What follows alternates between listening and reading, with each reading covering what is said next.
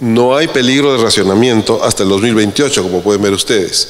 Lo que va a ocurrir es que los costos de producción, los costos de generación se incrementarían notablemente, porque el costo de las turbinas a gas funcionando con diésel es aproximadamente 5 veces superior al mismo costo funcionando con gas natural. Entonces, desde el punto de vista del tema que nos ocupa, que es seguridad energética, sí va a haber capacidad para atender hasta el 2028, si la demanda crece como se ha previsto. Si no se hace el gasoducto del sur, no hay problema desde el punto de vista de suministro, pero sí desde el punto de vista de precios. Esa es la realidad que se está enfrentando. Entonces, ¿cuáles son los caminos que tiene el gobierno para decidir qué se hace con esto? Evidentemente, recuerdan ustedes que una de las características fundamentales de la definición de seguridad energética era seguridad o garantía del abastecimiento con precios razonables. ¿Atender con petróleo diésel es atender con precios razonables? No, no sería atender con precios razonables. Entonces, la disyuntiva que enfrenta, y no quisiera estar yo en zapatos de la ministra de Energía y Minas, es tomar la decisión pronto si se va a hacer o no el gasoducto. Si se hace el gasoducto, tienen que sacarlo como sea y tiene que estar listo el 2024 para evitar incrementar los precios. Y si no, hay que tomar la decisión de no hacerlo y empezar a hacer otra cosa, ¿no? Empezar a invertir en cualquier otra tecnología que no utilice petróleo o diésel y que sirva para atender la demanda.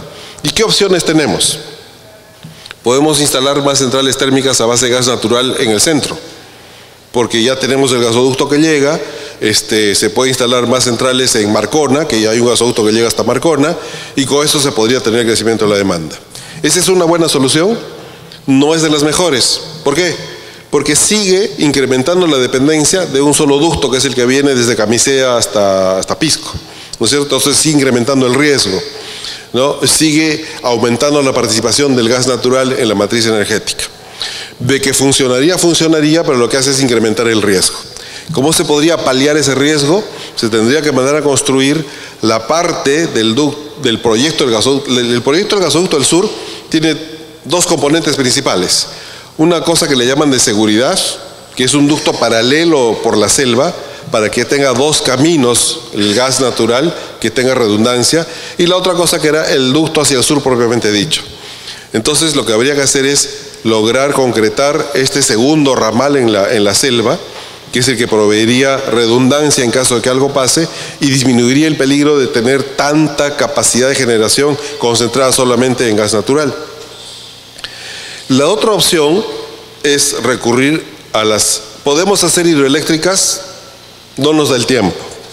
Si decidimos este año o al próximo que no se hace el gasoducto y queremos reemplazar eso con centrales hidroeléctricas, estamos ya cortos de tiempo.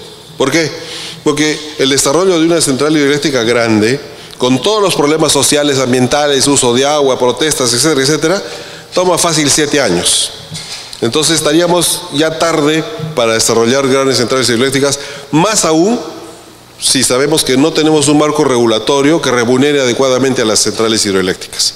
Las últimas centrales hidroeléctricas que se han construido en el Perú, las grandes, son producto de un proceso especial conducido por Proinversión que le garantiza los ingresos a ese proyecto y por lo tanto lo hace bancable, obligando que las empresas del Estado le compren la energía y con eso le aseguren.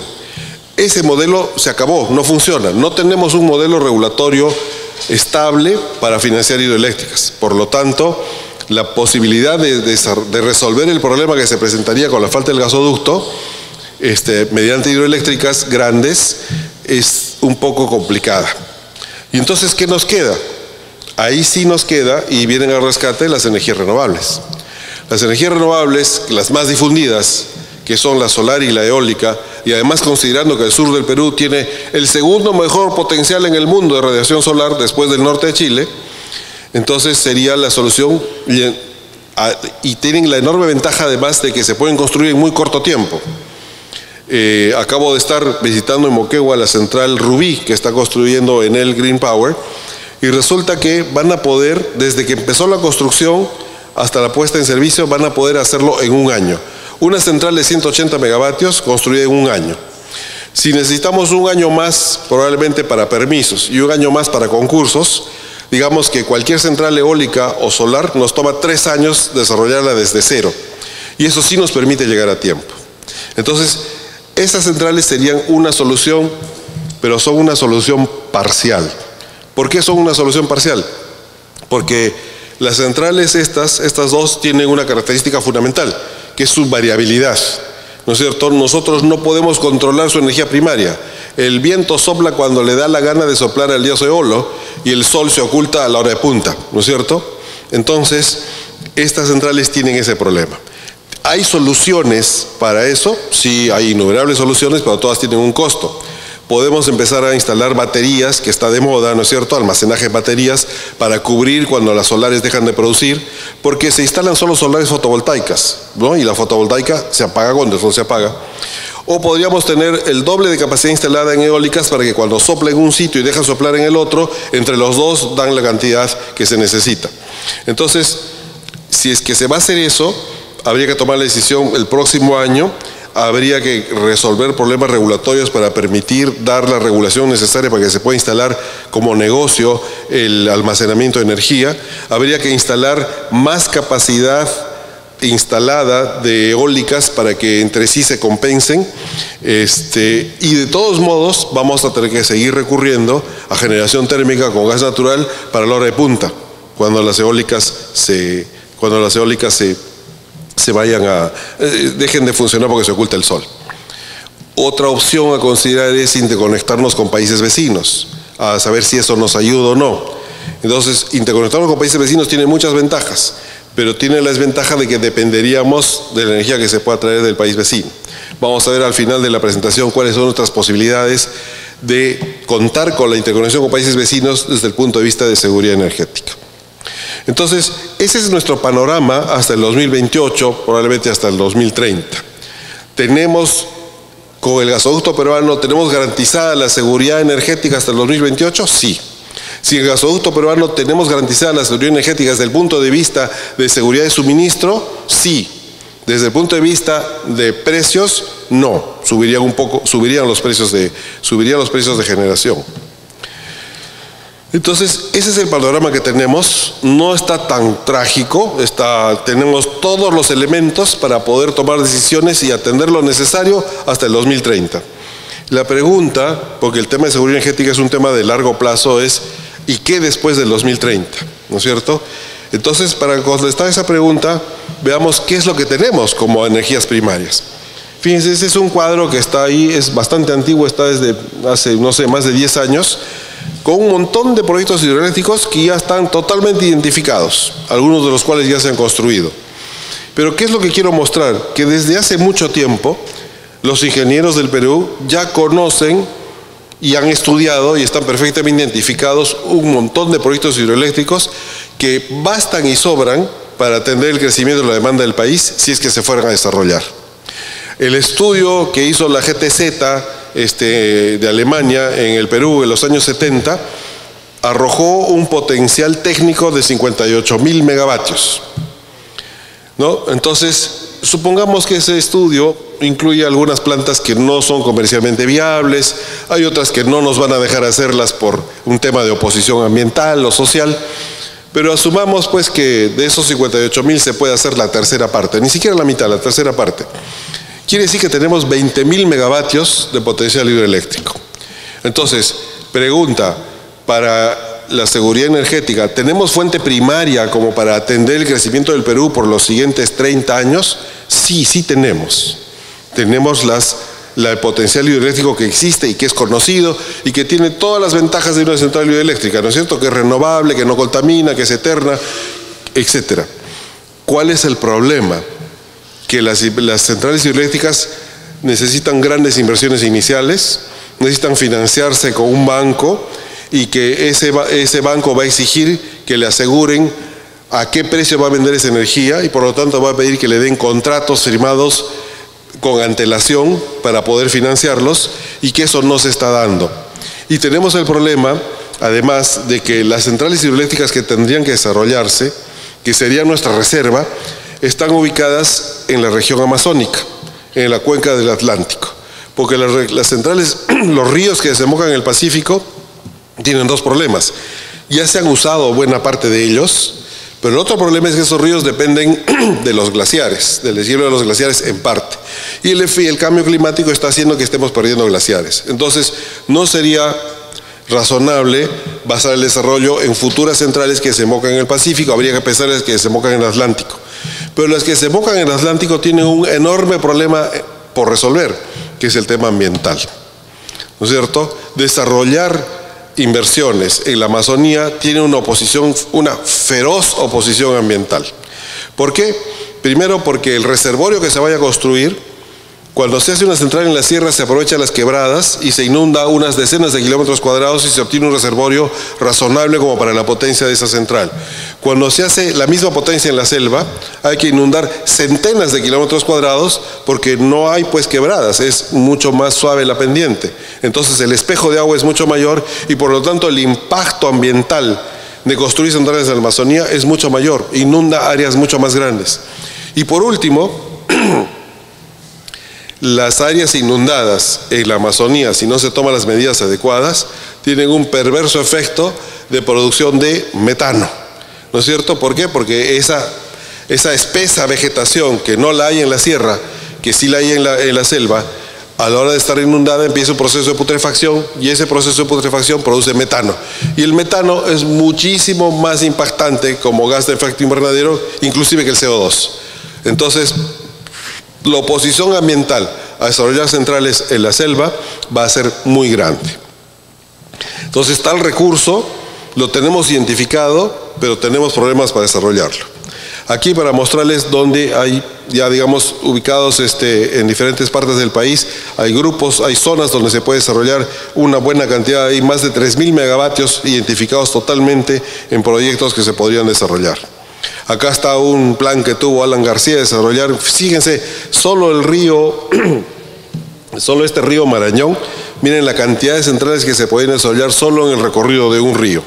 Entonces, ¿tenemos potencial? Sí tenemos potencial, pero hay que resolver los problemas que estamos comentando.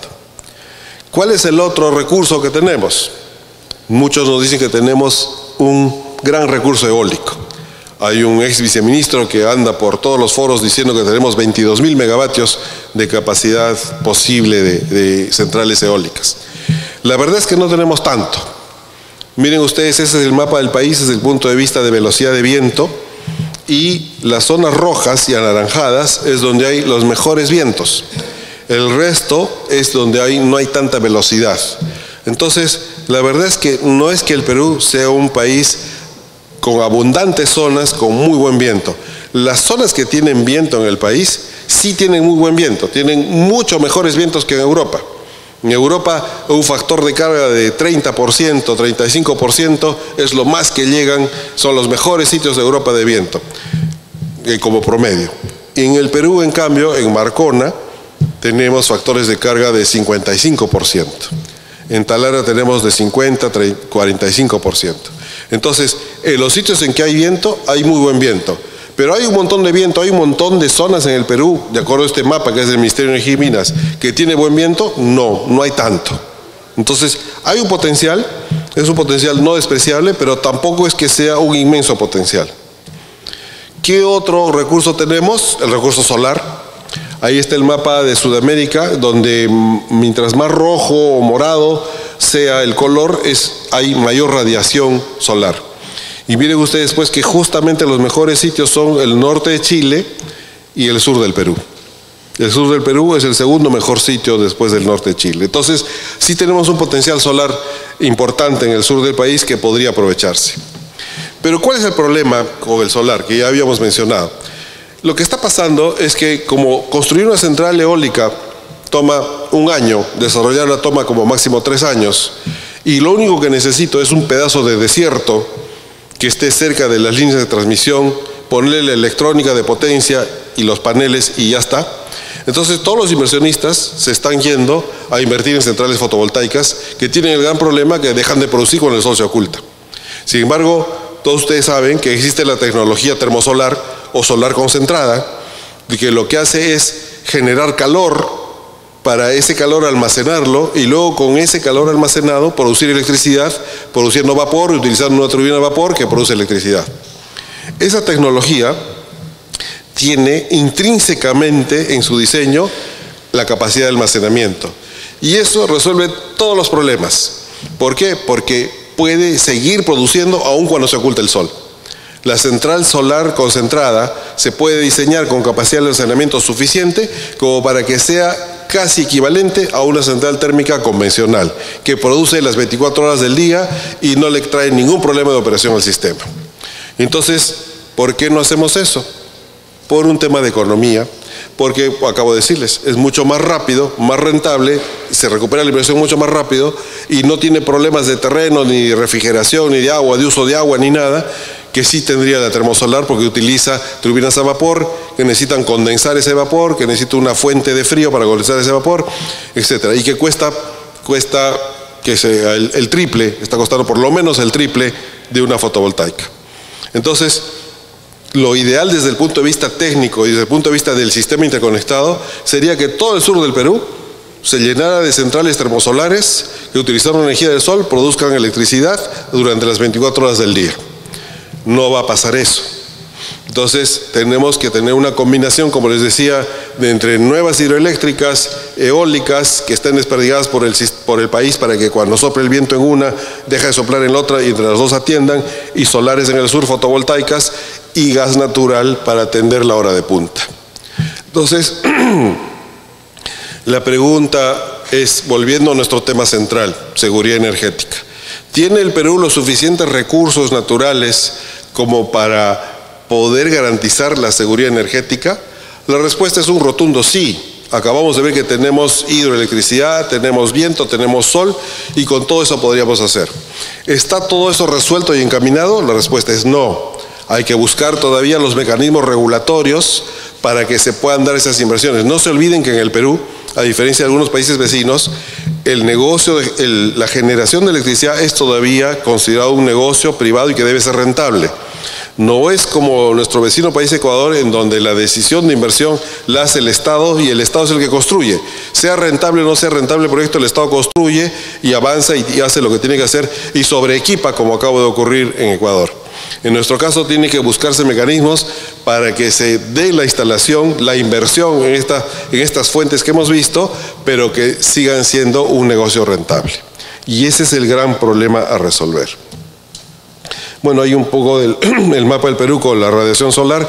El sur evidentemente está bendecido, por lo menos hasta Ica estamos muy bien en radiación solar. Aquí, para mostrarles unos datos reales de operación, para que sustentar lo que hemos afirmado del problema de la variabilidad de estas centrales. En la parte de arriba se ve la producción de dos centrales, de la central solar Majes en Arequipa, y vemos pues claramente que es una campana, ¿no? Entonces, cuando empieza a salir el sol, empieza a aumentar su producción, tiene una meseta al mediodía, y ya a las 5 de la tarde ya está dejando de producir. Esos son datos reales. Y abajo, una central de Talara, miren cómo es su producción, ¿no? Esa producción es totalmente variable. Entonces, el reto del sistema eléctrico es que cuando esa baja de producir, alguna otra tiene que entrar a cubrir eso, ¿no es cierto? Porque nosotros consumimos igualito. No nos importa de dónde viene, con tal que nos llegue la energía de manera continua y confiable. Entonces, el sistema eléctrico tiene que tener otras máquinas en reserva rotante, en reserva caliente y también en reserva fría, para poder atender estas variaciones de este tipo de energías. Por eso es que no resulta razonable pensar que la base de la generación de electricidad en el Perú pueden ser este tipo de tecnologías, por su variabilidad. Tiene que haber una base que sí sea estable y confiable, y sobre eso colocamos estas energías y además la reserva para atender su variabilidad. Y acá una idea para discusión. Fíjense el siguiente escenario. Cada vez es más difícil hacer hidroeléctricas grandes. No nos dejan. Acuérdense, la central Inambari. El mismo Colegio de Ingenieros se opuso terminantemente a la central Inambari. Y es un proyecto de 2000 megavatios que no se construyó ni se va a construir en mucho tiempo. Y si esa tendencia sigue y cada vez no nos dejan hacer centrales por todos los temas que hemos discutido en la Amazonía, entonces ya no podemos hacer centrales hidroeléctricas, ¿no es cierto? Ya no hay más gas. Sí hay, pero digamos, asumamos que no hay más gas y no se desarrolla más en gas.